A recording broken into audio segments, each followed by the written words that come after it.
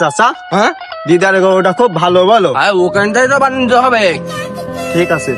তুই দিদারের বাড়ি কি চিনিস নাকি? না, আমি তো চিনি না চাচা। আমি ওই ছেলেটা ডাক দে। এ ভাই।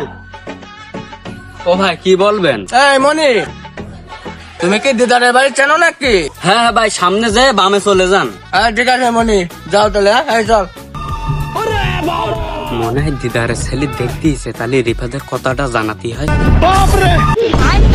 শালা এত বড় হয়ে গেলাম, তা বাপ একটা বিয়ের সাথে কথা এর কাছে। হ্যাঁ নে, এ তোর এইবার মনে হয় বিয়ের সাথেটা হয়ে যাবে। তোর বাড়ির লোক গেছে।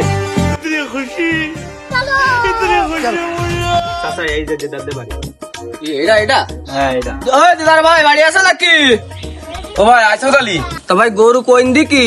তো চলেন যায় নাকি? ও হ্যাঁ হ্যাঁ, চলেন চলেন চলেন, এই পাশে গরু। গরু ভাই আমার এই গরুটাই। গরু এইটা? হ্যাঁ হ্যাঁ।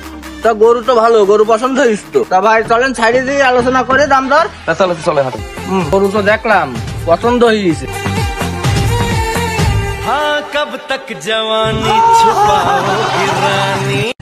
তাব্বা ইনাদের এই জায়গায় রেখে দিছ কেন? বাসায় নিয়ে চলো। তার দরকার কি, আমরা এই জায়গায় ঠিক আছি। তা ভাই কত কি দিতে হবে?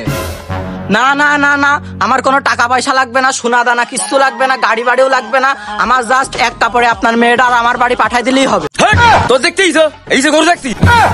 সপনা টুটা।